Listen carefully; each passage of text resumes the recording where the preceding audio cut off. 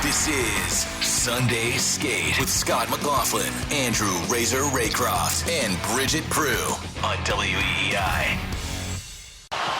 Lindholm through Zaka. Harrison to York. And the Flyers pull out a dramatic victory. Boston came from behind to tie twice in the third period.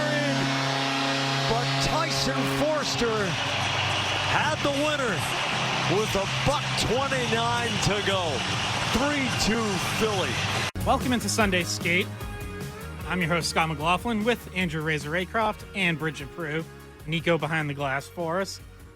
As you just heard from Jack Edwards there, Bruins lose to the Flyers 3-2 on Saturday. You got to give the Bruins and Flyers this. They do have a knack for playing entertaining third periods. Yep.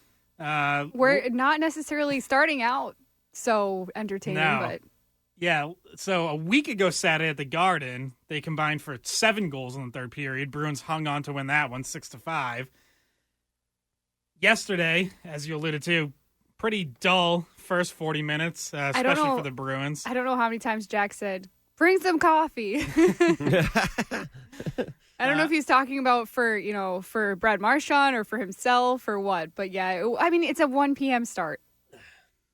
It is, but it can't be an excuse. Especially, so what gets me about yesterday is coming off Thursday night against the Rangers where, again, another game that they hung around, and I guess if you wanted to say, hey, it's encouraging you can hang around even when you don't have your A game, but that wasn't a great effort against the Rangers on Thursday. Jim Montgomery said as much after that game, said they didn't check well enough, they didn't compete for pucks hard enough, said he was surprised and disappointed, and then you come out Saturday against the Flyers, less than 48 hours later, and you're still kind of just hitting the snooze button for 2 periods.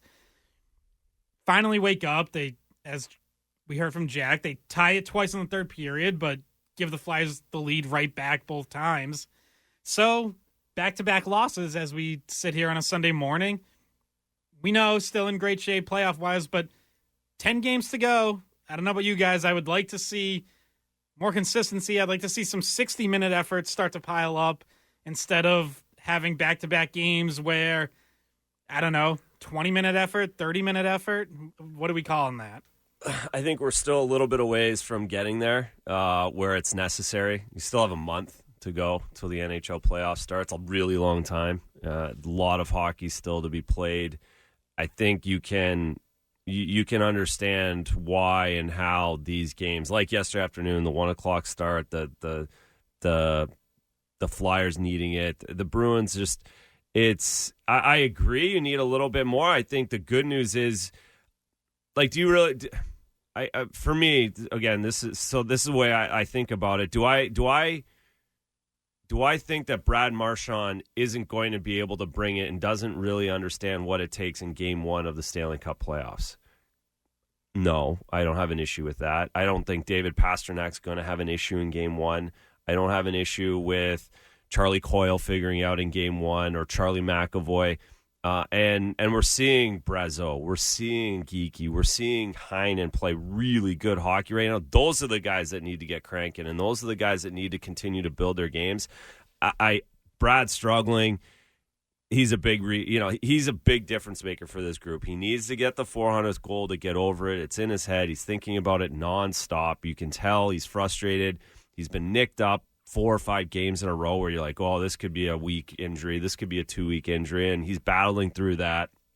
So I think that's a big part of the consistency or that one extra goal that they've needed. They also won 3 in a row or 4 in a row before the Rangers game too against pretty good hockey teams. So it's like I just think it's a little. I'm not taking a 0 grain of salt against the Philadelphia Flyers at a 1 o'clock game a month before playoffs still. Yeah, and I maintain what I said about opponents that you feel safe if the Bruins do draw Philadelphia in the first round. I still didn't see anything I would be particularly afraid of. I mean, obviously, we know they beat the Bruins twice in close.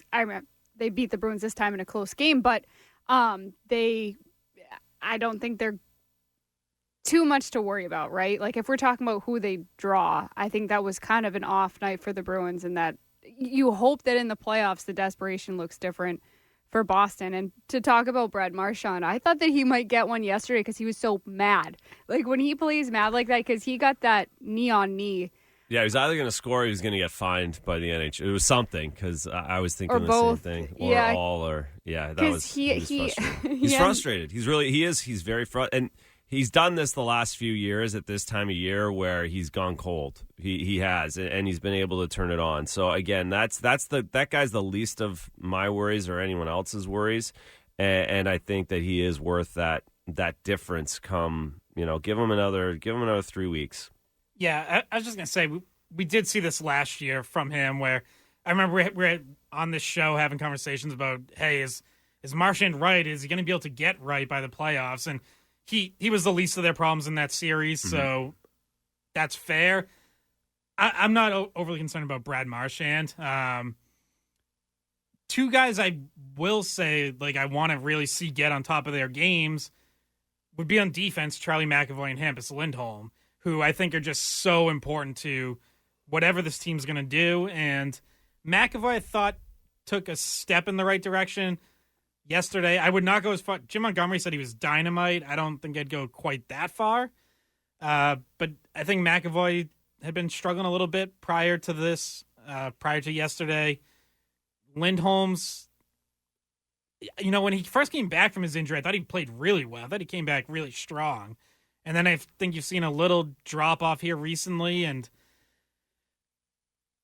Razor, you're right. Like, there's still a month, but it's also just 10 games. And I feel like right now is the time to me. Like, starting with this trip to Florida coming up, because just look at the opponents. Panthers, Lightning, Capitals still desperate, but not overly worried about the Capitals. Predators, one of the hottest teams in the NHL right now. Hurricanes again.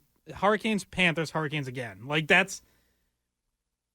If you don't pick it up for this stretch, then I think you could potentially hit, like, a real slump, 2-6 type of thing. So, and you don't want that going to the playoffs. You only have 3 games after this tough part of the schedule.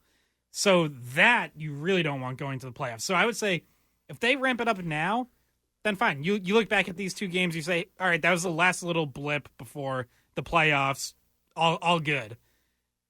But if they play the way that they've been playing these last couple of games through this next stretch, then I worry about losses starting to pile up, and then it becomes a real problem.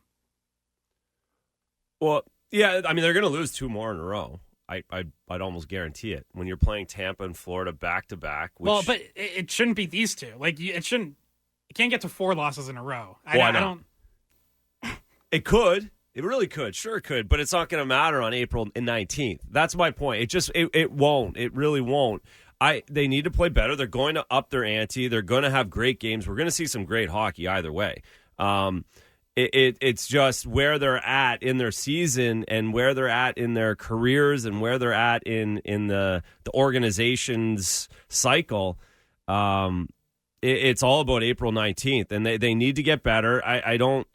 They need to find ways to tighten things up defensively. They need to find way. You hear it from the coaches. I want to hear it, like, whatever the coaches are saying. I think that's kind of they have a very good handle on the inflection points with this team. And if they're frustrated after a Ranger game but not after a Philly game, I think that's pretty sensible. I think we're gonna, again, if they. My only point with the wins and losses kind of thing is, like, it's really tough to go down to Florida and win back to back, and like I'm not sure who's doing that, but most teams aren't. Then they've got 3 and 4, and they come home. Fortunately, they come home through all of this, and so Washington's kind of a one-off. They're going to win games. They're going to lose some games. Is my point. It's not. I'm not focused on like a 4-game streak or a 5-game winning streak. I'm just saying. They need to continue to develop their game. They need to continue to build.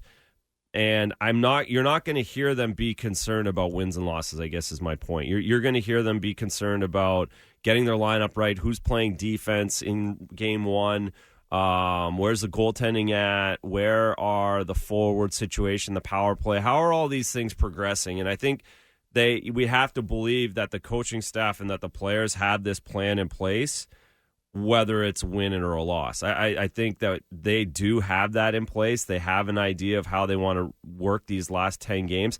And I love the fact they have 10 games and the Toronto Maple Leafs have 13 games left. That's a huge boom. That's a huge boom for this group to have that extra rest. No one's played more games than the Bruins, and they're going to get the most rest down the stretch. I think that's really favorable for them. Yeah, they're going to get the most rest. They're going to get the most practice time if they need to work on things before the playoffs start. We heard Jim Montgomery talk about that before the game yesterday.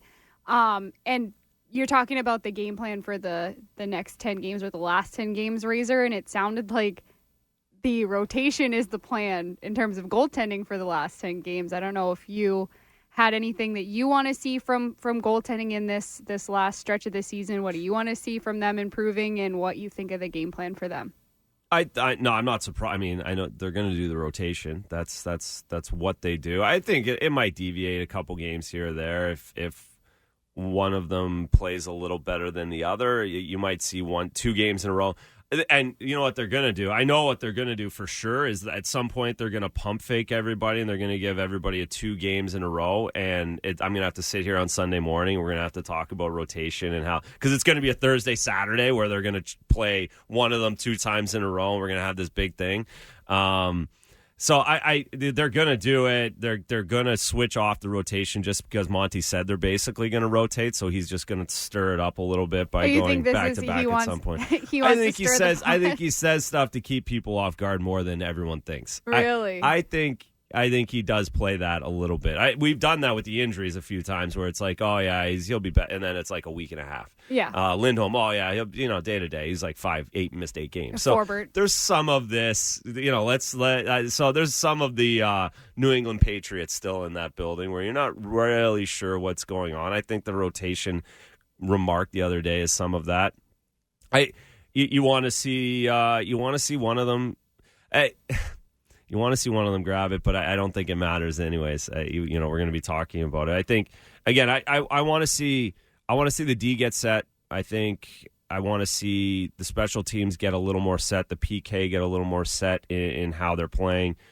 But again, it's just it is. I know it's 10 games, but it's also a long month. It really is still a long month in the season, right? Like it's a long way still. Yeah. So first off, just to clarify, I guess I'm not as concerned about wins, losses either. If you tell me they go down to Florida and put together, 60-minute effort or nearly 60-minute effort against Panthers and or Lightning, but they lose, that's fine. The last time they played the Lightning, I thought they brought a 60-minute effort and they lost. Yeah. Vasilevsky played great. If you tell me that happens, okay, I can live with that. And I just don't want to see yesterday where, you kind of sleepwalk through the first 2 periods. I want to see the 60-minute efforts start to pile up. Yep. On the goaltending, I do think even if they deviate a little and give someone back-to-back starts but then go back to the other guy, I feel like that still kind of tells us, the plan's going to be to use both in the playoffs, whether it's a strict rotation or, 2 starts on, go to the other guy, or maybe stretch to 3, but I really don't think I just don't think they're setting themselves up to ride someone for an entire series or even 5 games in a row. It just doesn't really feel that way to me. And, maybe Montgomery was fibbing a little last week in Montreal when, I asked him that directly, can you rotate right to the end and then ride a guy? And he kind of sounded like they didn't want to do that, or they kind of learned from last year that didn't work. So maybe that was, little misdirection too, but I get the sense that kind of is what they're actually thinking is if you're going to rotate or you're going to split till the end, don't then expect to ride one guy the whole way. It doesn't seem like it's setting up for that to me. No, and we're going to play the audio from Montgomery about this pregame yesterday because he 3 different times really sounded very strongly for the rotation. We'll play that coming out of the next break.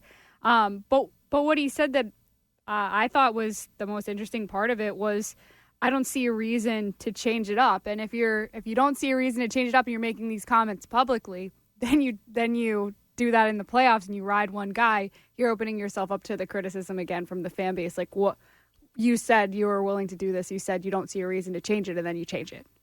Well, I think he's very acutely aware he's getting criticized if they lose Either the way. first round. Either way. Yes. He's not too worried about it. True. So, yeah, some more goaltending thoughts. I want to get Razor's thoughts on Ullmark's game yesterday, and specifically the last 2 goals he let in. Play of Swayman recently. You mentioned defense pairings, stuff to get into there. We're often running on Sunday skate. Assuming you keep this goalie rotation through the rest of the regular season, when you get into the playoffs, there's always been this tradition of you got to pick a guy and it's got to be one guy you can ride with.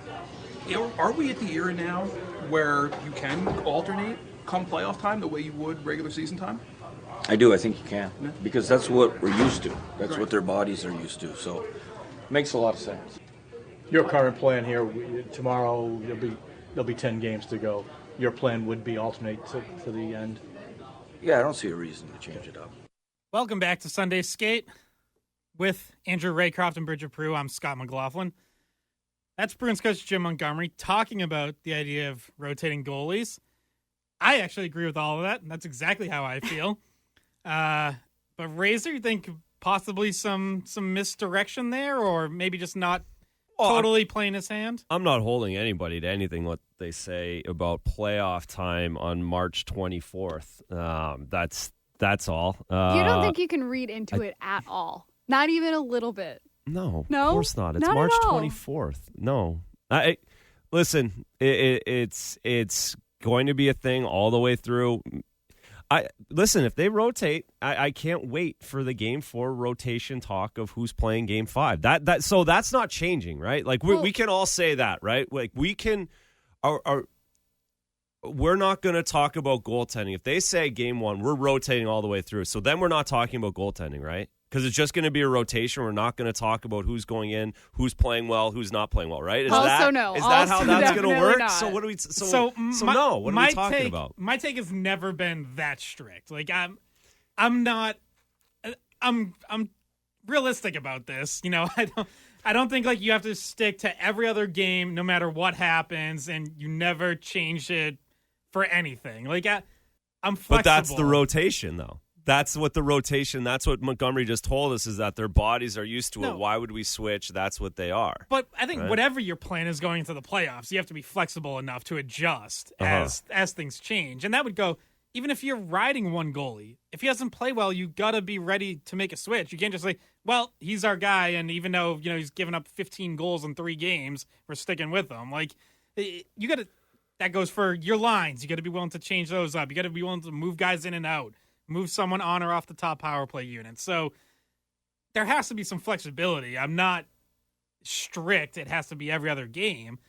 But I think you can start that way, and I think if both guys play well, you can ride that for as long as that remains true. Oh yeah, if you go up, if you go up 3-1, let's say, in a series, and your goaltenders are playing great. You have such an evil smile on your face right now. Then why would you change anything, right? Why would you change anything if everything's going perfect after a 3-1 lead in a series? I agree 100%. No, you don't. I do. I do agree. You don't change anything. You don't change anything. Well, one guy played 3-4 games last year and they were up 3-1. You wouldn't change anything. Of course not. See? So no, listen, it's not that I don't. I guess my point is with all of this, and like I'm sarcastic about it and kind of laughing about it. I hope it doesn't come across as like I know and you don't know, because I don't know anything, and that's why I'm like kind of going along with this in this way. Nico, make sure you clip that. Yeah, please do. I don't know anything. I don't. I just know what I do know is it's not that easy, and it's not that cut and dry.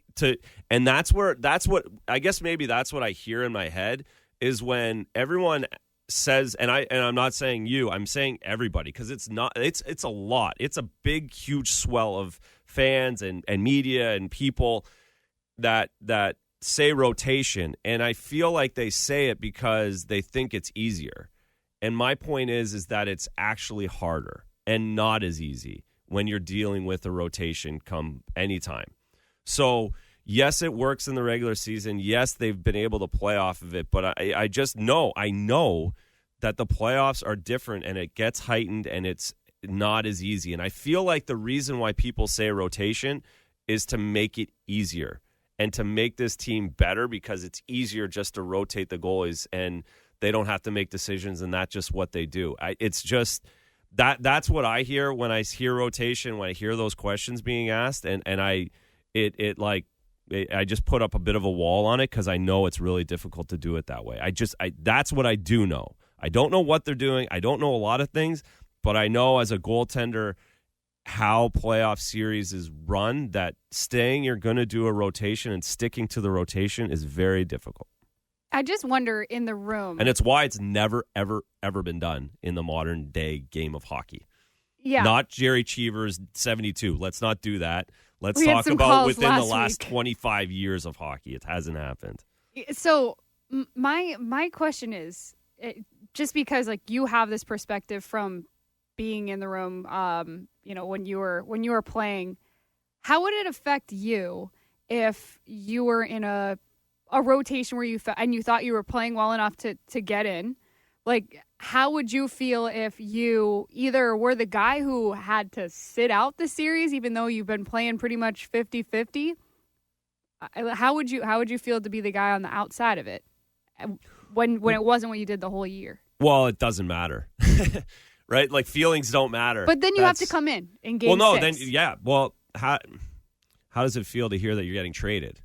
And then you have to come in and play. And you play pretty good for 4 games straight. Like, that's part of the business. The feelings don't matter. Like, I could give you a million guys that I played with in the playoffs that play 82 games, and then Charlie McAvoy comes up and plays great, or some call-up comes up and he's playing game 1. And you have to go to your fourth-line buddy and be like, dude, that sucks. I can't believe that they just took you out for this whole time. And Phil Kessel last year in Vegas. Played All 82 regular season games, played I think 2 playoff games. That was a tough call.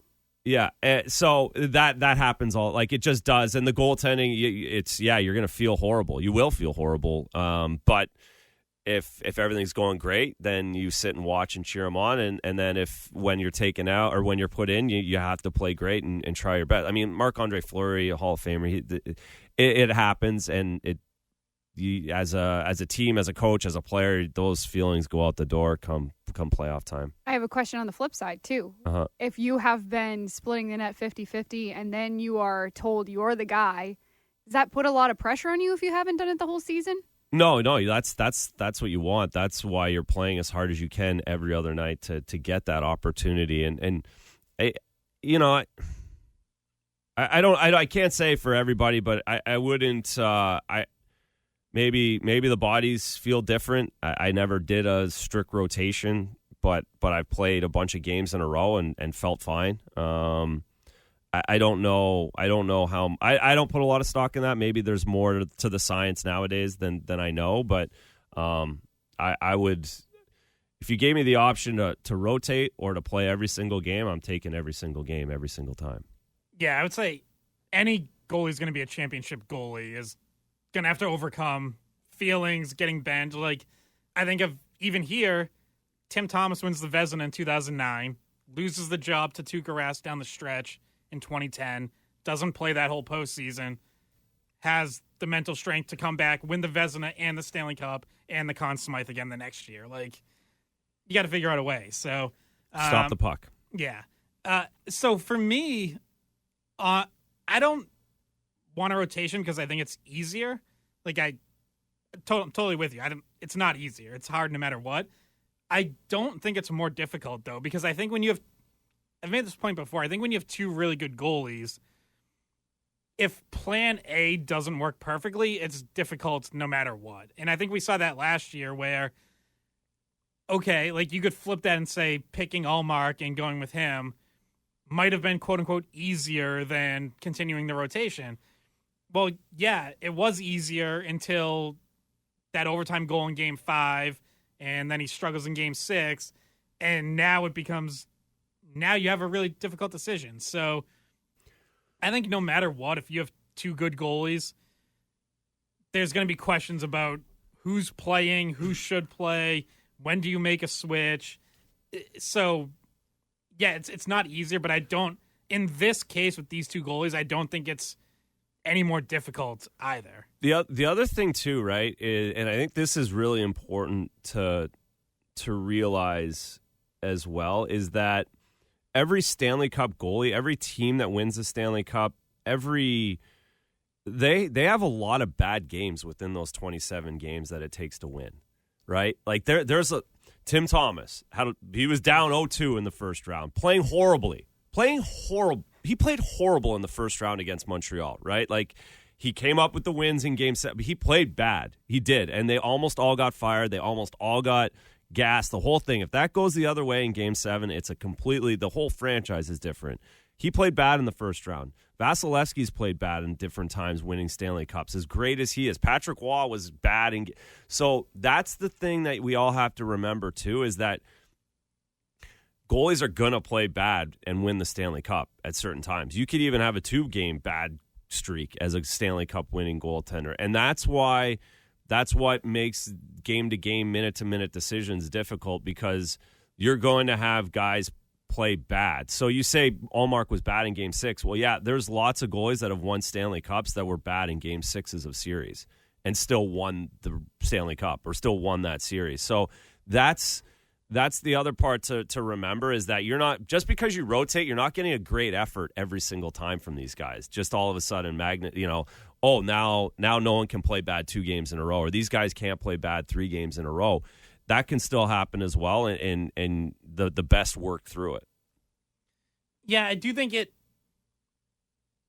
it cuts down on potential wear and tear, though. Like, yeah. I do think that these guys are in this rhythm of they're playing every other game, so they're used to, having start 3 days until their next start, and their bodies are in that rhythm, and it's worked. Like, it's, for the most part, we can talk about some recent struggles, which we can get into, but for the most part, it's kept both of them at a pretty high level, and that part, I think, can carry into the playoffs. Like, I think if you're giving these guys, kind of keeping them on a similar kind of rest schedule and recovery, you can keep them, in theory, at peak performance, versus if you ride one of them for 6, 7, 8 straight games, which they haven't done in the regular season, you kind of risk what I think. I know they tried to say at the end of the series Ullmark was healthy. He said he was fine. I think there was pretty clearly some wear and tear there. You do risk that if you start to increase the workload to a point that they're not used to. And that's the other thing, is like neither one of these guys has been a playoff workhorse where they've started every game for 3 rounds. Like, neither one of them has that kind of deep run on their resume. I mean, you did it with Tuukka Rask because he had that on his resume. He had done that several times, started every game for long playoff runs. So even later in his career, when you started to lighten his workload in the regular season and, get him down to 50, 55 games, whatever it was, you still knew he had reached that level before. He had gotten to a point where he could play at a high level for several playoff series in a row, despite what some fans think. Tuukka Rask did do that. That did actually happen. Don't get the Tuukka callers, please. These guys haven't done that, so we don't know that they're actually capable of that. No, we don't, but if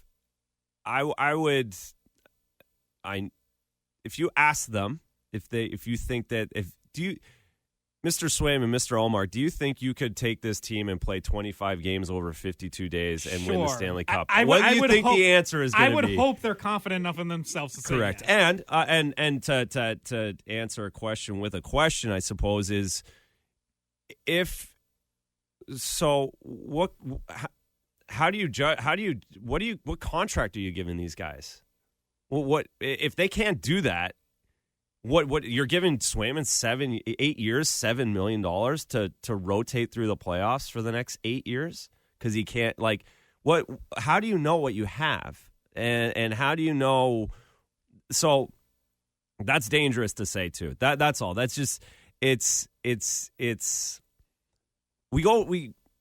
I mean, again, the conversation goes around and around, I feel like, a little bit. It goes around and around because none of us are budging. Well, no, for sure. I'm not, and yeah.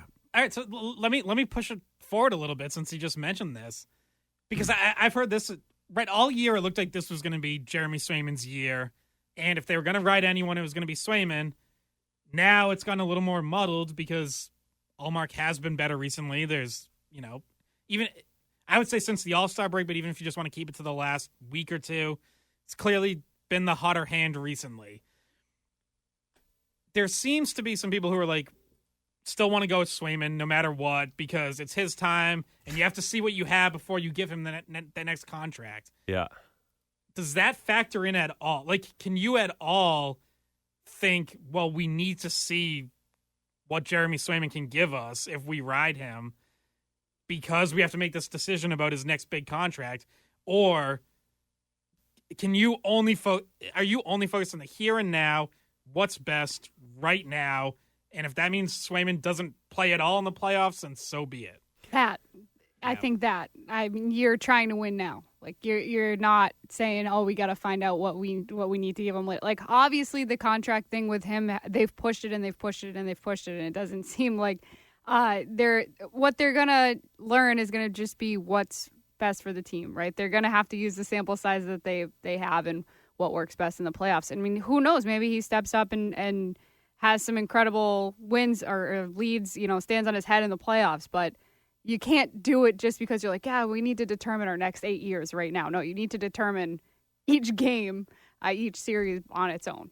Yeah, that's what's going to happen for sure. That does get separated, church and state at this time of year, and it's just a matter of getting it done. Now, the player doesn't necessarily separate that. The player has that in the back of their head somewhere that if I'm not playing in the playoffs, then I'm not going to get paid as much money. That's very cut and dry in hockey. If you're not playing in the playoffs, whether you're a center, wing, defenseman, you're not getting paid as much as what the guy who is playing does. But sometimes in a contract year, players play way better. Then they get the big contract and you see a drop off. It's like, okay, if Swayman does get in and he's playing for a contract, like he's like, this is my opportunity to lock myself in for a long-term deal with a price that I like. So sometimes people do play better in a contract year and then sometimes the contracts don't pan out to that because you're paying them based off of this incredible year they had knowing they needed to be at their best.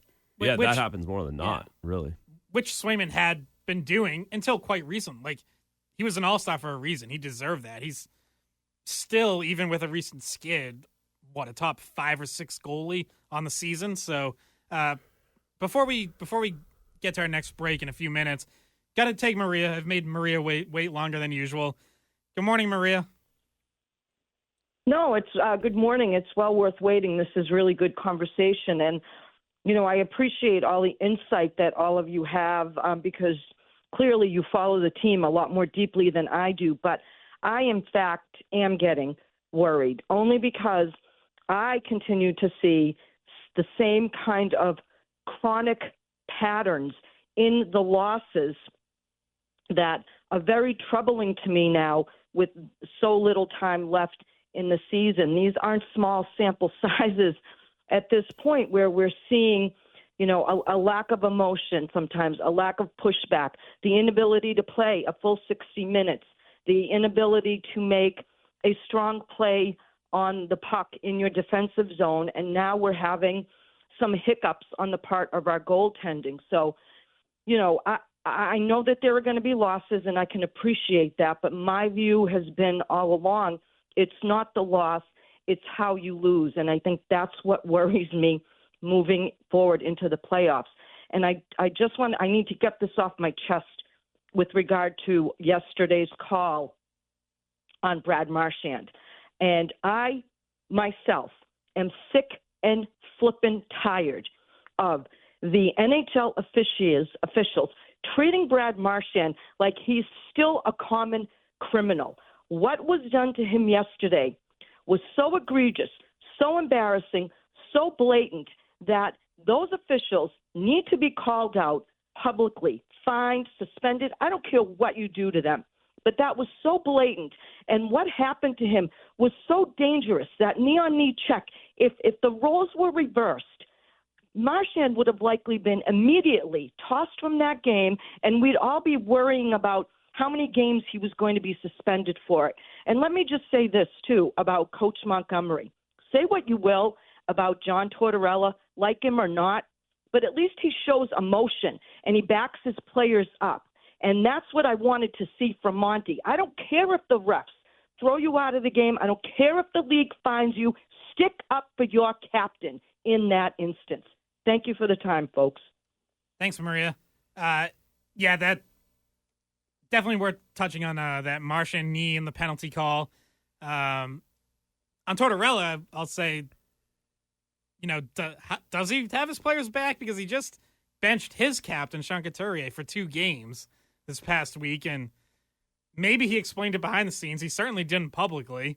But yeah, so Marchand yesterday, as Maria alluded to, for people who might have missed it or just to refresh, tries to step around an Eric Johnson check in the neutral zone. I don't think Johnson was intentionally trying to knee him. I don't think he's a dirty player, but he does leave his leg out there, and it winds up being knee on knee. No call. Marchand a little slow to get up, and then loses it on the refs and goes a little berserk from the bench, and he winds up getting penalized. And Razor, I know on Nesson, on the intermission show, guys were talking about, you want to see the ref come over and calm him down, give him a warning. We didn't see that. Maybe it happened from afar. But what did you think of how that all played out and how it was handled by the officials? Well, they missed the knee. That's that's the problem. They missed the knee. Whether it's and whether the judgment of did he try and do, Johnson's been around a long time, and whether it's a major, whether it's a game misconduct, whether it's a match, whether it's 2 minutes, whether it's form, whatever you call, you have to call something there. Because if you call something, it just deflates everything. You're not worried about it the rest of the game. The refs have to see that. They have to call it nowadays. Of all the and I think at this point in the game, we would all, and the players would be very happy to see that one called. That's maybe not quite a penalty. That's so close that it's hard to see, but at least they're getting ahead of it on the knee rather than the hook or the random slash that they call that's not even close behind the play, that has nothing to do with anything, that they call 7 times a week throughout the league. This is the one where players would appreciate being called, even if it wasn't quite a knee, but it was really close to a knee. Okay, give me a penalty for that. I'll take that. Or now I know that's where the line is. So that's where it starts and ends for me, is that they just blew the call. After that, anything goes because the players are fired up. And, if you want to give Brad a 2-minute, unsportsmanlike, that's fine, but it should have been, and it wouldn't have been unsportsmanlike if they had called a penalty and talked about it. Brad wouldn't have been able to go crazy. He gets up, realizes his leg hurts, looks around, no arm up, then he loses his mind. So that's reasonable. Yeah, in terms of player safety, I think players around the league would be happier to set a precedent that you don't even go near the potential to go knee on knee like that. So trying to get it out of the game in terms of player safety is important. And it brings me back to something that comes up a lot when you're talking about the officials in the NHL. I always end up comparing it to college hockey, because in college hockey, Scott and I and you, we were all at the Hockey East Championship game last night. What happens when you think you see a dirty play? Get the whistle, ends a play. You say to the refs, you want to challenge this for 5. We want to see if this is a major. And they look at it. And sometimes it's no penalty at all. You lose the challenge, but other times you are able to call attention to a dangerous play, and it ends up after review being a 5-minute major. And I know you don't want to do that all the time, but in college hockey, I think that player safety is better, and it seems like to be more of a focus than in the NHL, because they're willing to talk about protecting their players with reviews after. When a guy comes to the bench and says, "Coach, I just got elbowed in the face, someone just contacted me in the head," you look at it, you get it right. Well, yeah, it's easier to challenge in college too, because you only lose a timeout. You're not getting a penalty if you lose it. So, yeah, I think the NHL has to be better on it. And the thing is like, if they call it a major, then you can review it and potentially reduce it.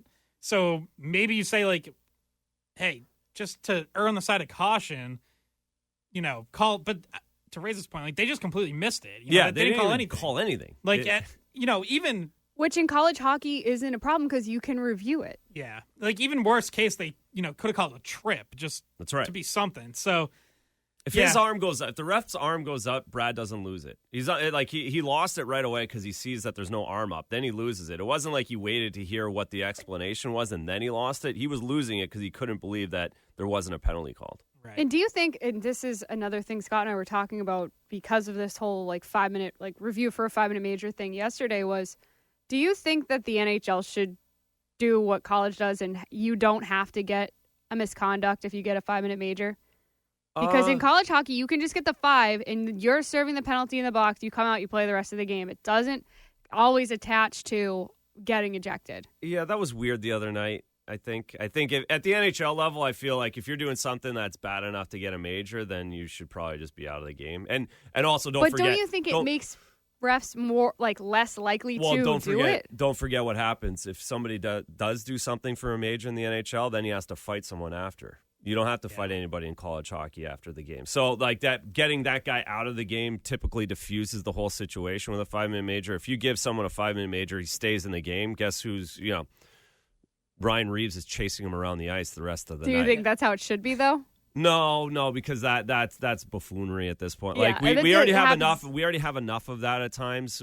Because someone lays a real normal body check on somebody, then he's getting chased around the rest of the game. I think we're past that, unfortunately. All right, we got to catch a break here. Call in 617-779-7937. We'll be back with more Sunday Skate after this. Hey, Razor, I told you I was going to call into the hockey show a couple weeks ago before I left on Sunday, vacation. yes. It's called Sunday Skate. The show where they talk about hockey. He still hasn't called in yet. No. Do you think we need to give him the number? He has no He's not. Yeah. Well, someone's gonna have to text him because he's not listening. So. First, you'd have to figure out the name of the show, and then maybe we could expect him to call after that. I'm just gonna start adding him when Scott tweets out the tune in 9 to 11 Sunday Skate. I'm just gonna be like at Christian Foria. You gonna call today? You'd be so confused. Yeah. But I see Nico on the phone. What's the chances? Is this Christian? No, he says no. 0. Of course not. It's probably never going to happen. All right, I don't see it happening. I think playoffs. I think he's waiting for playoffs. Yeah, that's right. I think he's waiting for a Razor to make him mad enough. If you poke his buttons enough on one of the Friday shows that you call into, you might get him. Yeah, I'll keep going. I'll keep poking that bear. All right, so we got a couple texts here on the text line 37937. One. First off, called us clowns. So that's very nice. You guys are clowns for saying, "Oh, we aren't scared of this team. They need to be scared of everyone. They're not as good as their record." Wait, I think they're talking about me because I said I'm not afraid of the Flyers. Listen, maybe I'm not a clown because I actually mostly agree with that. I'm not looking past anyone if I'm the Bruins or taking any series for granted. No, I'll sit here and say, I think whether it's Toronto, Philly, Washington, Detroit, I think they should beat any of those teams. I would probably pick them to win that series, but I'm not taking it for granted. I can promise you right now that I'm gonna say last year I predicted the Bruins to sweep the Panthers. Promise you right now I'm not picking a sweep this year. I don't think this team has a sweep in them. Did you learn your lesson? No, I think that's exactly my point of view as well. I'm not whoever they play is going to be really hard. And I think that we learned that lesson so harshly last season that's why I think this group is where they're at. That's why I think that a lot of the fan base is, a lot of the this doesn't matter until April 18th. If they lose 10 in a row, win 10 in a row, lose 5, win 5, lose 8 shootout games, it's all about game 1 and how they get through the first round, and that's how we're going to judge this group. Whether they're not playing for anything other than that right now. That's my point of view as well, and so that's why I'm not concerned about a loss or not concerned about a win. They had to do a lot at the start of the season to prove that they could bounce back from last season and bounce back without Bergeron and Krejci. They've done all of that with flying colors, absolute flying colors. But now at this point, whether they're first, second, third, fifth, eighth in the conference, it's all about the first round, and they're not going to have a free pass at any point in the playoffs. I'm not looking past anybody. I don't think of course Philly's going to be easier than Toronto, and Toronto's going to be easier than New Rangers, and you could do all of that stuff, but none of it's going to be easy. Yeah, that's really more what we're talking about. Like who do you, we're just talking about matchups. Do you have a better team than Philly? Like, do you have a better team than Toronto? So, I mean, the Flyers, and they're probably not going to draw the Flyers in the first round. Like, it doesn't look like that's how it's going to line up right now. So, anyway, thank you for the comment. We have some other texts. I will say quickly before we get to the next one, the one matchup I don't want to see in the first round is Tampa, which right now with the Rangers now moving into first in the conference, Rangers would get the second wildcard team. That would leave whoever wins the Atlantic between Bruins or Panthers to face Tampa in the first round. I'd rather just be second and face Toronto, and Tampa has Florida Panthers a la last season written all over them. Yeah. Florida Panthers get first. Tampa Bay goes in there. That series is going to be nuts. But it goes to show that you can't place your playoffs. You can't set it up the way you want it. You can't have it fall perfectly. Like it's such a crapshoot, and we saw it last season no more than any other season ever, right in our backyard, that we have to know that it's about getting in, and all of those cliches have to form to this group and this season more than ever because of what we've seen. Were you ever on a team that tried to lose the last game or so of the regular season to draw a different opponent? No. Well, no. We definitely in 04 we needed to win the last game to get Montreal. Otherwise, we would have gotten Toronto or Ottawa, where they had 105 points like us, and we lost. I played back-to-back that weekend, and that never would have happened. But we lost on Saturday to New Jersey when we could have clinched the division. And then we had to go back to New Jersey on Sunday to win the division. We ended up losing, like I said, I think it was 5-2 Saturday, and then we went and beat New Jersey 3-1 on Jersey Sunday afternoon to win the division. But we wanted to win that division because Joe was hurt, and we knew we had it would have been really hard to beat Ottawa and or Toronto in that first round because they had basically the same amount of points. So I've never been in a position where you would lose. I've never, ever heard anybody, coaches, GMs, players say, well, let's go out and lose this game. Like, no matter what. Like, that wouldn't happen even if you kind of wanted to. I only ask because this is a talking point that people bring up. Like, hey, do you really want to win this last game? Like, do you want to play Tampa? Do you want to play Toronto?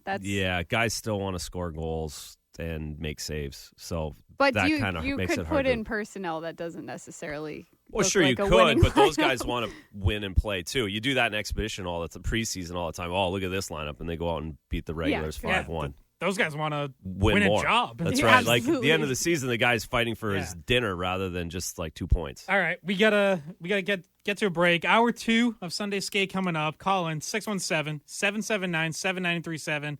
Text us 37937. We'll be back right after this.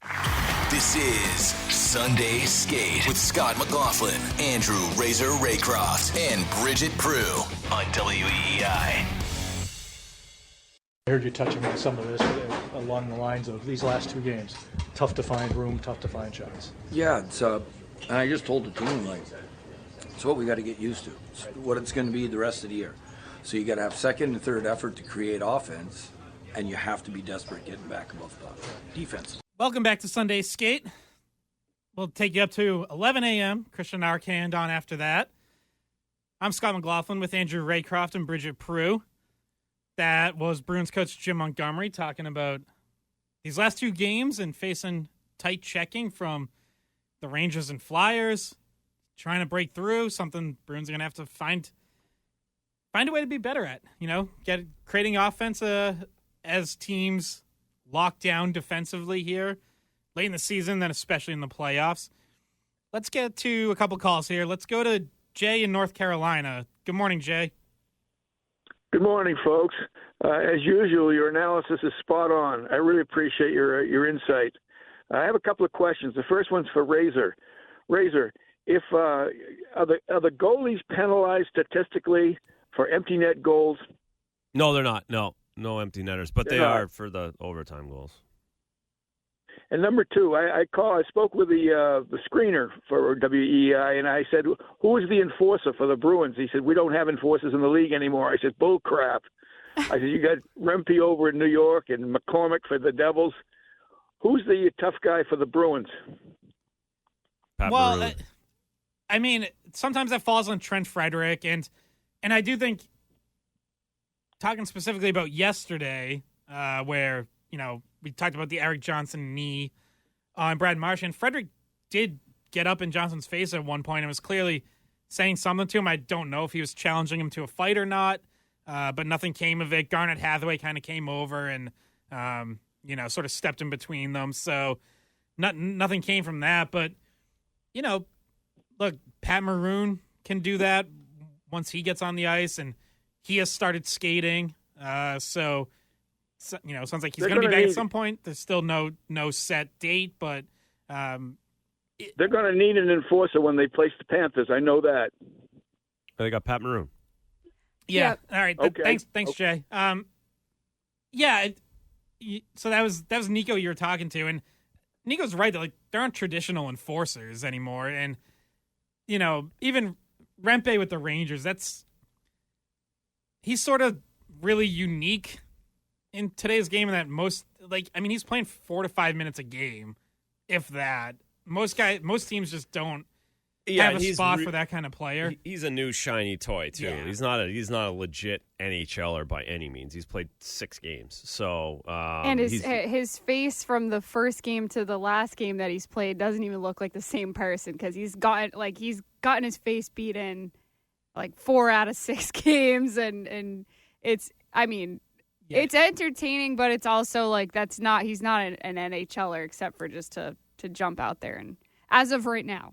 Yeah, he's kind of like a comet just streaking through, where it's like he wants to fight everyone. Everyone wants to fight him, kind of show the new kid on the block what's up, and it's going to run its course. I'd kind of be surprised if he's even in their lineup come playoffs.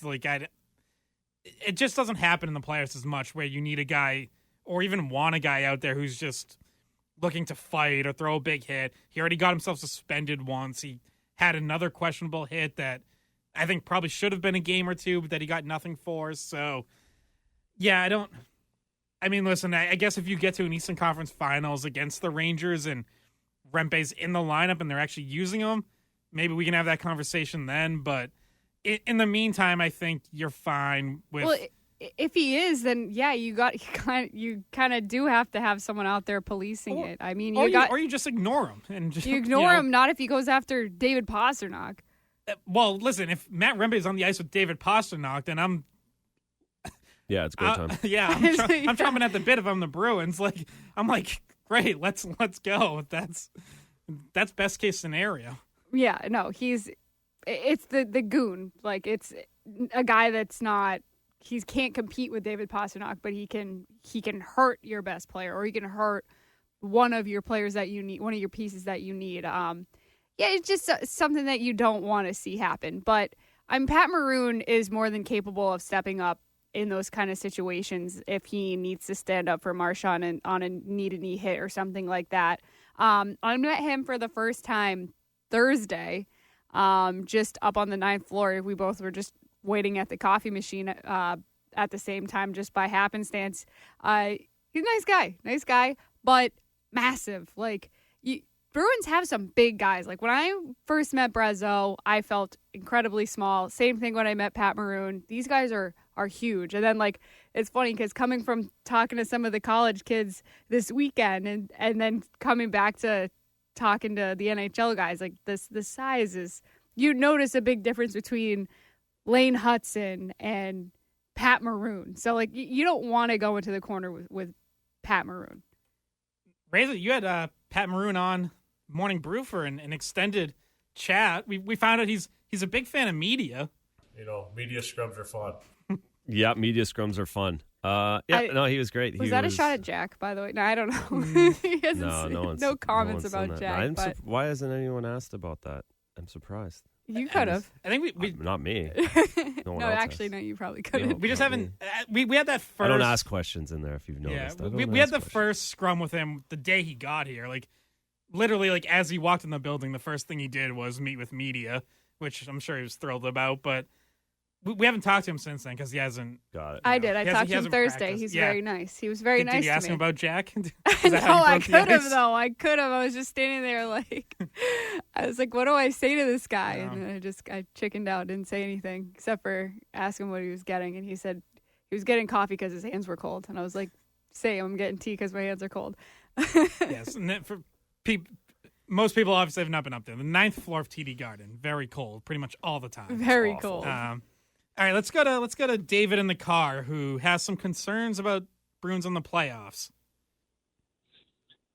Hey, good morning, guys. Thank you for taking the call. So I do have some concerns because what happened last year, in professional sports, it can hurt you, it can motivate you, but it can also hurt you when you lose, when you're expected to win all the way.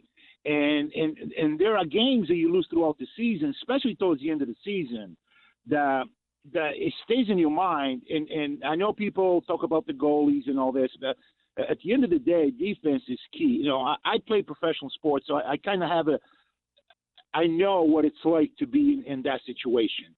And what happens is, as much as we try to tell ourselves, and a professional athlete will try to tell himself, well, that's last year, that's behind you, there's always a thought about it. And that's a concern that I have because there's been many games that this team should have won, and they went into overtime and they lost it. And that is a problem because you cannot have those chances. You cannot take a chance and think, oh, okay, we bounced back before, maybe some of the ones that they've won. But there's been, I believe there's been more the other way. And as much as I really want this team to win and to go all the way, I really do. But I do have concerns that, I know there's a lot of questions about goalies and this and that. And at the end of the day, every player has to play their part. It's not just about having a tough player on the ice. It's, European hockey, people talk about it being a finesse game, but sometimes you need finesse. It's not always just you need technique. You need somebody who can skate, who can go around the players, who can score, who can get by defense. You need defensive players who can stop the offense from the other team and not just depend on the goalie to do so. And I find sometimes that's what we do. We depend on a goalie too much to be the last one to do the stopping when somebody else should have done it before that. David, what did you play? I played soccer in Europe for 8 years.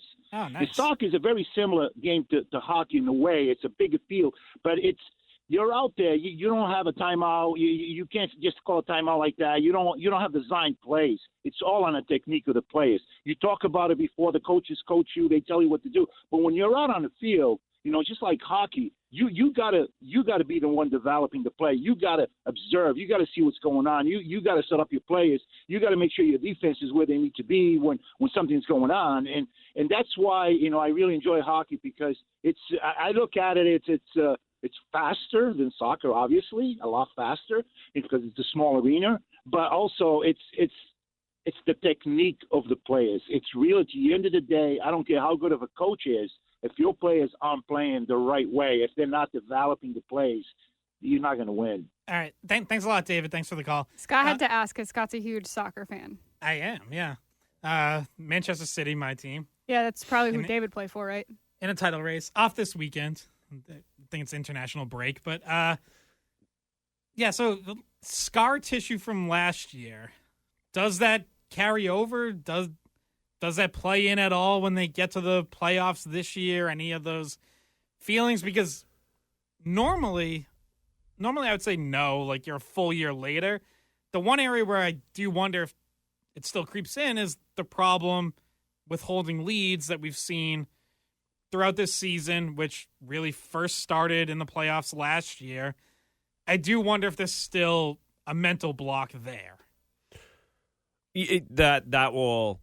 I'm not sure if that's just a problem, right? That's just a problem. I'm not sure that they would think that it's carryover from last season. It's just something that they have to get better at. They have to find a way to close out and or score a 6-on-5 goal too. Right? Have they scored many 6-on-5 goals? I feel like they haven't. They haven't been in that position too often, fortunately. But watching Tampa score one last night, I was like, maybe. I wonder how many of those we've had this year. It feels like they've had some bad turnovers 6-on-5. Like the other day, Coyle in the offensive zone non-threatening 6-on-5. Yeah, it's like they're almost not even giving themselves a chance because they're not keeping possession long enough. They get sloppy and it goes the other way and game over. So that's something they're going to have to prove come playoff time. They're going to have to close out a series with the goalie, with a 6-on-5 against. They're going to have to close out 2 or 3 of those games every couple of weeks to go on a run. And I don't think that carryover from last season, but it's carrying over. It's going to carry over from the regular season, certainly. McAvoy, we talked about this going into the game. McAvoy seemed more shot conscious. I thought he was dynamite tonight. Not only shooting the puck, but I just thought that pass he made to Pasta in the first, and a couple of big hits, and then he was ending plays, and then he's carrying the puck. He was really good tonight. Yeah. Welcome back to Sunday Skate. I'm Scott McLaughlin with Andrew Raycroft and Bridgette Proulx. That was Jim Montgomery talking about Charlie McAvoy's game yesterday. I have my own thoughts on McAvoy's play, but we also have a call here who wants to talk about McAvoy and Lindholm. So let's go to Joe in Ohio. What's up, Joe? Hey, guys. How you doing? First off, I'd like to say good job by Razor talking to Fourier about hockey, but you might as well save your breath. I don't think it's going to get through. He's too football-centric. Anyway, and to Bridgette, and to Bridgette, a good job with college hockey, and go Lady Buckeyes. Thank you. And to, I'll be there today. Yes. Oh, great. I'll be watching. And to Scott, you have my condolences on BU. Anyway, thank you, Joe. You're welcome. The reason I'm calling is this team on defense, especially in their own zone, they have 2 studs in McAvoy and Lindholm, and I don't think either one of them have been very consistent this year. And the things that are bothering me, and this might be part of their defensive structure, so maybe they're trying to make plays that aren't there, but I have seen on several times where Lindholm is in the corner or behind the net and makes a no-look pass in his defensive zone right into the slot, or tries to clear the puck up the middle. And I'm telling you, this isn't going to work in the playoffs. And Razor, I heard Maroon on your show with Billy Jaffe, and he made a good point. In the playoffs, boring hockey, puck off the glass and out around the boards, 1 goal could be the difference in a series. So I would like to have your thoughts on that, all 3 of you, on Lindholm and McAvoy. And I like both guys. I'm really a big Charlie McAvoy fan. But I see the way Lindholm played last year in the first half of the season, so it's there. But it's almost like he played like that because McAvoy was injured. Ever since then, I haven't seen the same Lindholm. So I would like your thoughts, please. Thanks, Joe. So I'll start with Lindholm because I do think one thing that gets lost or overlooked a little bit is that his role this year it's just different than what it was during that opening stretch to last season when he was putting up points at a career-high pace. He was getting a lot of offensive zone starts. They were relying on him as the offensive guy on the blue line. This year, Lindholm-Carlo's that's been their shutdown pairing. They get buried with defensive zone starts. They're out there for every big D-zone face-off. They're facing other teams' top lines. And so you don't get the offensive zone face-offs as a byproduct of that. You just don't get as many offensive opportunities. So not to totally make excuses for Lindholm, I do think there's been times he can bring more offense than he has this year. But Montgomery's said this, like his primary job and that pairing's primary job has been defense. And I know, listen, when you're in that role, you're going to make mistakes. Like it's just impossible for an NHL defenseman to be perfect all the time. The game is too fast. Other teams are too good for that to happen. On the whole, their numbers this season are still very good. Like if you look at goals, 5-on-5 goals against per 60 minutes, I think I did this last week, and I think it was like among 60 qualified pairings, however many minutes, whatever. Lindholm and Carlo were on the ice for the 6th fewest goals against. And among pairings that get the kind of D-zone starts that they do, they were second. So I know it's easy to pick up the mistakes and to look at Lindholm's point totals, but for the most part, like, he is still doing the job that he's being tasked with very well. Yeah, and when he came back from injury, he was playing well. But I think the Rangers game, he got off his game. Like, he was off his game that night. He gave up that very late in the second period turnover that turned into one of the Panarin goals that banked in off DeBrusque. Like, that was a bad turnover that directly seconds later led to a puck in the back of your net. Had some tough shifts in the Philly game as well. Not clearing pucks and just some uncharacteristic stuff. So he's a great player. I don't think you could argue that as a whole, like, that D pair has been solid and is a trusted D pair for you. But just the last 2 games, I think you saw a bit of a slip, and you want to see him get back on track. And not even saying necessarily offensively, but some of the basic stuff, turnovers in your own end, transition, just weren't as clean the last 2 games. You have to judge them on long spells, right? Because of the way they play, because of how many minutes they play. They're going to make mistakes. They're going to have shifts. They're going to have periods where the puck just doesn't bobble correctly, and they're the second last line of defense. So it ends up in the net earlier, quicker when they make a mistake rather than a Brazeau down in the corner 200 feet away from the net. That's the way it is. They're highly respected. They're such a good, such great players. Understand the game. I would say to the pass to the middle. That's a Bruins staple, and it has been for a long time with Bergeron up the middle and Krejci up the middle.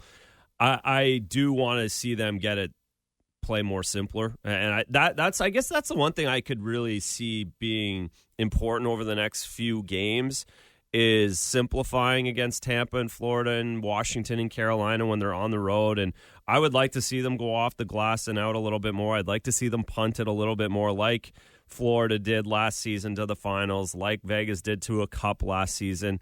Live to fight another day rather than make a perfect possession out of the zone.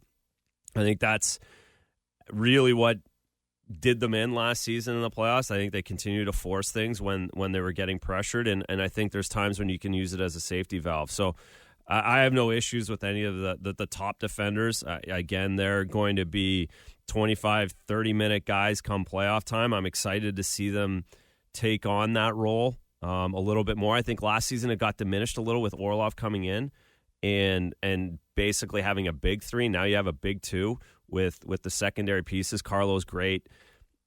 Grizzly pairs so well with McAvoy, but I want to see those big 2 really take over come playoff time, and a lot of those minutes can be done simpler. Well, one of the big 2 that was the other part of his question was Charlie McAvoy, and I think nobody's going to argue. Like, let's just put this out of the way first. Like, he's great. We're not saying anything about him not being great, but Razor, do you think over the last 2 weeks, say, or stretch of the last few games, has he been playing as good as he needs to play? Well, he's gone 10 games without a point. So yeah, so does he have to get points, or like? I think he does. I think for this team he does. Yeah, I think that's a power play issue more than anything, right? Like he's got to shoot the puck. That's why I've said this. I'll say probably. I don't mean probably. I just don't know what the other word is. But never say never. He's not going to win Norris trophies because he's not going to get enough points in this new age NHL. Like, guys that win Norrises are going to have to get 80, 90 points. He's not going to be that guy. That doesn't mean that wouldn't get drafted in the top 5 of defensemen in the National Hockey League. So yeah, but you're right. He does need. They need him like they need Brad, like they need Zaka, like they need Coyle to chip in at times. They do need that secondary scoring, and McAvoy's right at the top of that. So I I want to back away from criticizing him for that, because I think there's sometimes in different games where that 25 minutes is needed other places. But they do need power play wise. He needs to get a shot through or wrister through or make a perfect pass to somebody that buries at the other end. Yeah, well, what Montgomery was talking about pregame yesterday was there was this phrase that both the reporter and him were using was shot ready, like McAvoy not being as shot ready in particular on the power play. And Montgomery was saying, well, his wingers are very demanding of pucks. Like you have Marchand to one side and Pastrnak to the other side. Those guys are looking for the pass. So, and we know he has that perfect setup pass for a Pasta one-timer. We've seen that work on multiple occasions, just hasn't been working recently. They haven't been getting those looks recently. But do you think he isn't shot ready? Like, what is your opinion of his shot selection, and does he need to just put more on net, or is he doing the right thing in dishing to wingers, because those are guys that are deadly scorers like Pastrnak? Well, that's where the whole PP1 gets into issues, is when they try and make too many plays. I think they get thinking seam too early in the units at times, in the opportunities. I think they can lose the shot mentality, and Charlie's a big part of that. He's the quarterback up top. He's the one moving it. So I think that's what he means. I'm assuming they mean power play. I don't know. They only had 20 shots again last night, so maybe he means 5-on-5 as well. But I get the sense that it's more that the power play opportunities they need to simplify a little bit. This is something that you brought up earlier in the year, like that sometimes other guys' numbers on the power play have been better than McAvoy's offensively, but that they don't really seem to want to move off of McAvoy on the top unit. No, and I think with the top power play unit, which continues to struggle and has struggled for a little while now, the majority of the Bruins' recent power play goals going back a month have come from the second unit. Like Montgomery mentioned it, I think he thought it was like 8 of 10. I went back and counted. I think it was 7 of 11 have been scored by the second unit.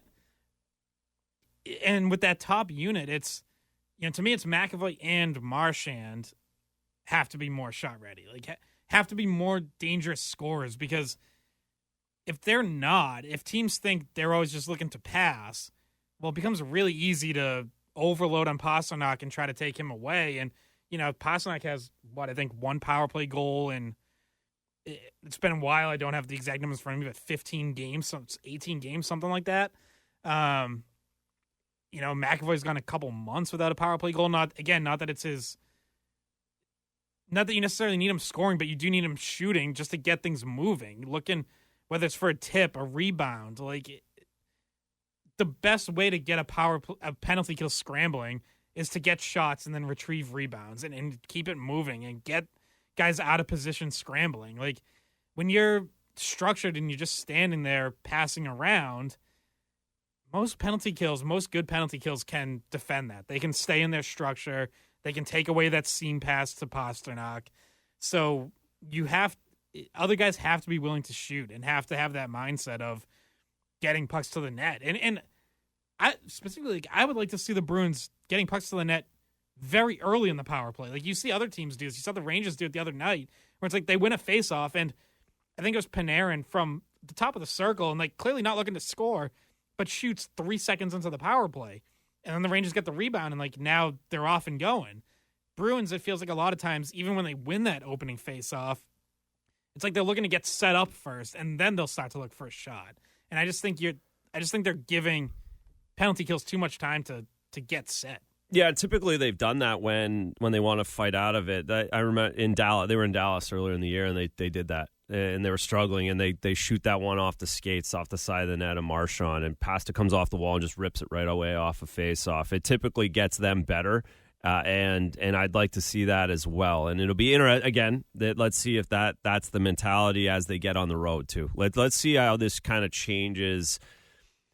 And I guess as we've gone an hour and a half and we started out of this talking about them playing tougher teams and getting on the road, I think it should serve them. We should get a pretty good understanding of where this group's at with these games. And again, it's not the wins and losses, but as I think about it, them going into Tampa, them going into Florida is going to be different than having the Rangers come home after they've been home for a week already on a Thursday night. It's going to be different than them playing the Philadelphia Flyers on a Saturday afternoon at 1 o'clock. Like, you can see the difference and the contrast in those kind of games, and you can see how we should see the difference in how they play and how they keep it simpler. And I think this group's better when they keep it simple. I think there's been times where they still are in that razzle-dazzle mode at times, but I think at the end of the day, this group goes as far as simple they can play and find ways to score and offensive and defensively by not having the puck.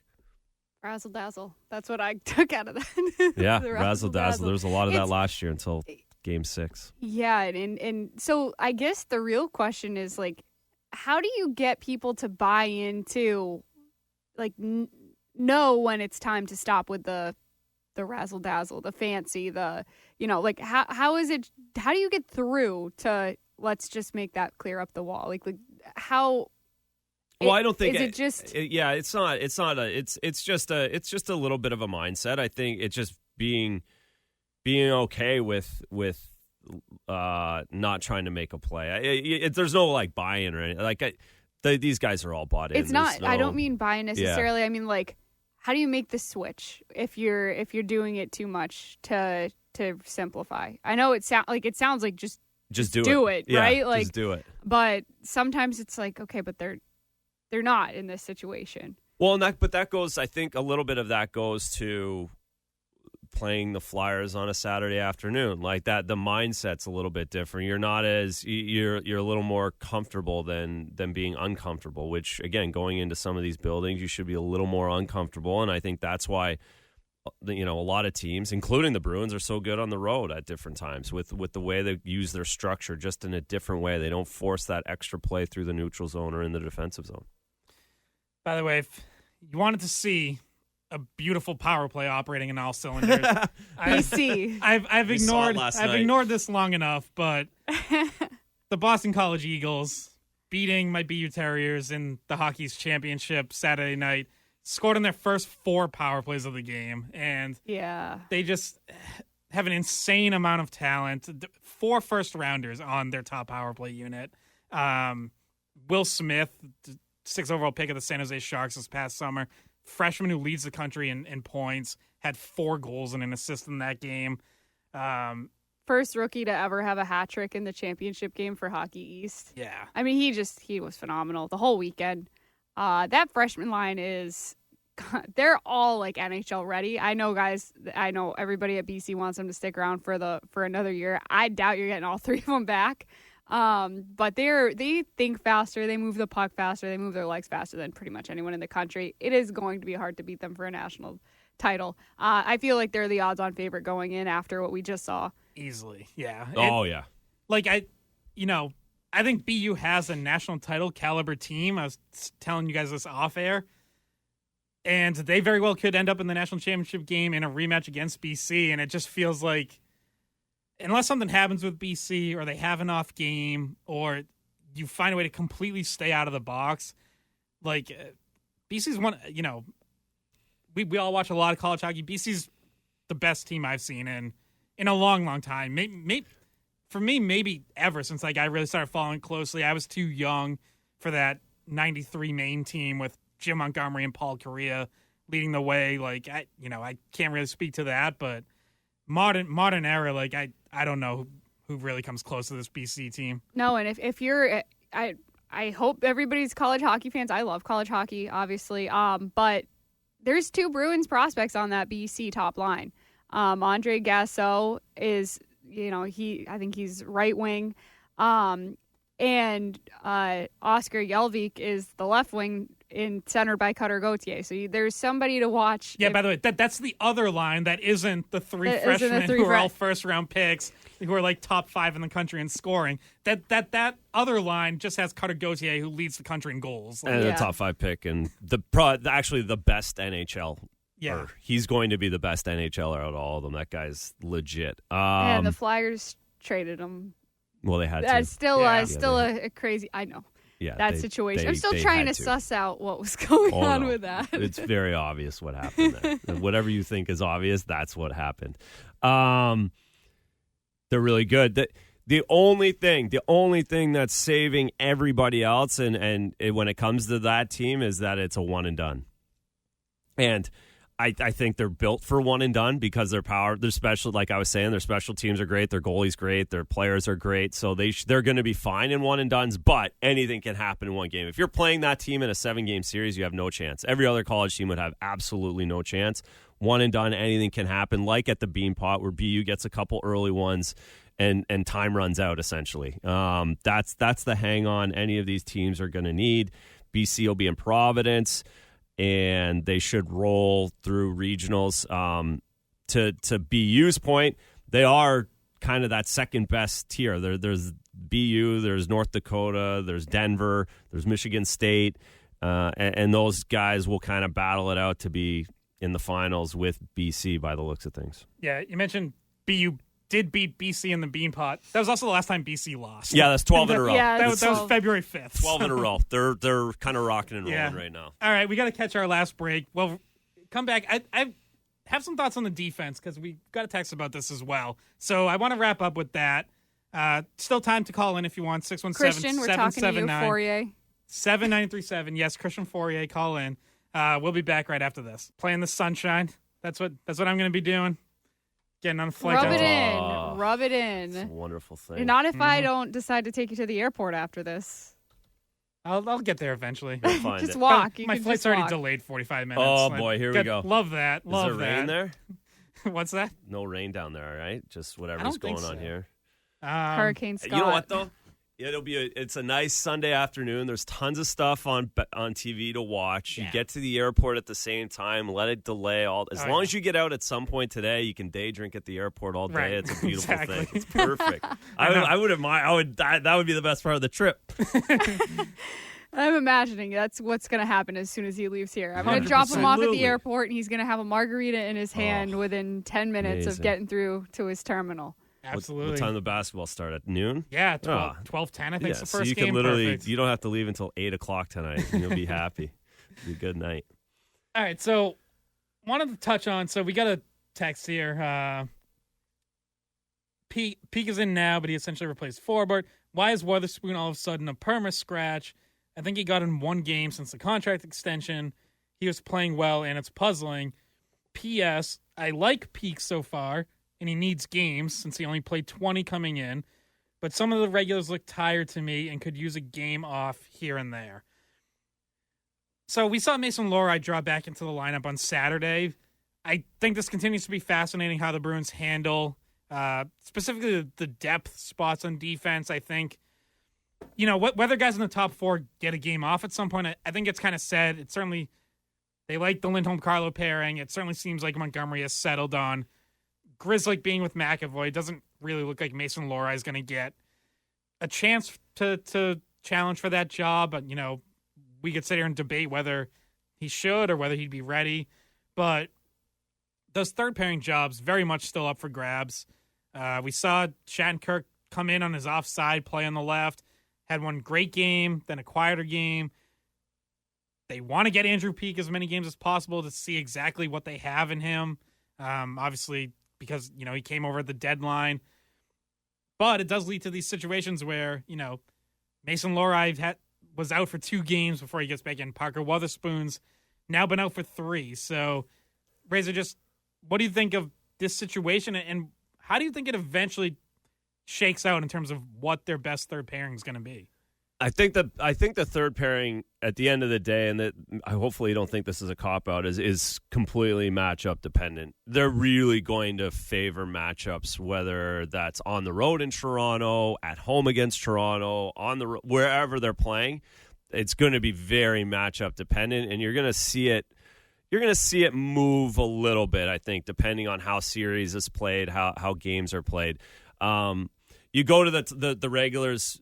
McAvoy, Lindholm aren't coming out of the line. Like, they might get one game. But we saw that last season when there was, this whole rotation rest. The big guys don't want to not play. They're playing in the National Hockey League. You don't, say, I want to take a game off. It just doesn't load management isn't like that in the NHL. So you might see them sit a game at some point if there's like a little, my groin, something, but you're not going to see guys sit out games that are in the top 4.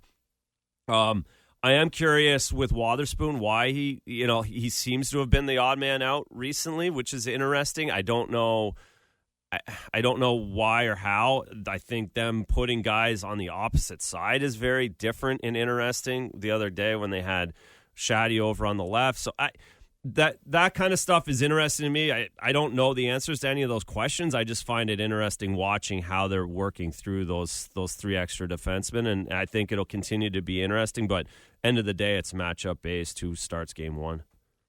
Bridget, I know Bridget's closing thoughts. I on heard the Celine song Dion. choice. Like when Celine starts singing, I have to stop. You understand? It's like standing up for the national anthem. As a Canadian, I have to stop. I heard Fourier trying to get you to say something mean about Celine Dion. Yes, of course. No, you can't see that. You cannot say anything mean about Celine Dion. It's impossible. She's just perfect. even being in the hallway with her, I was like, oh my god, I didn't know what to do. Yeah, they had to block us off after the game because she came down the same hallway where the media waits to go in the locker room. For if anyone missed it, Celine Dion was at the Bruins game on Thursday. Read/sang off the opening lineup in the locker room. Was shown on the jumbotron. She was playing air guitar to Bon Jovi. It was so awesome and random and totally everything. random. Yeah. She's not from around here. She's Canadian. a Canadians fan. fan. She's a huge Canadians fan. I mean, Yeah, I think her husband owned the team at some point or had piece of it. Maybe Boston won Celine Dion by winning in Montreal last week. That's right. Exactly. All right. That's it for this week of Sunday Skate. Christian Arcand coming up at 11. We'll be back next week, 9 a.m. I'll be sunburnt, so it'll be great. We'll talk to you then. Hey guys, thanks for watching the Skate Podcast. If you want to see more of our videos, visit our playlist. Not in front of a screen? You can listen to us on Spotify, Apple Podcasts, or wherever you get your podcasts. Don't forget to follow us on social media. And if you enjoyed this video, please don't forget to give us a thumbs up, subscribe to our channel, and leave a comment.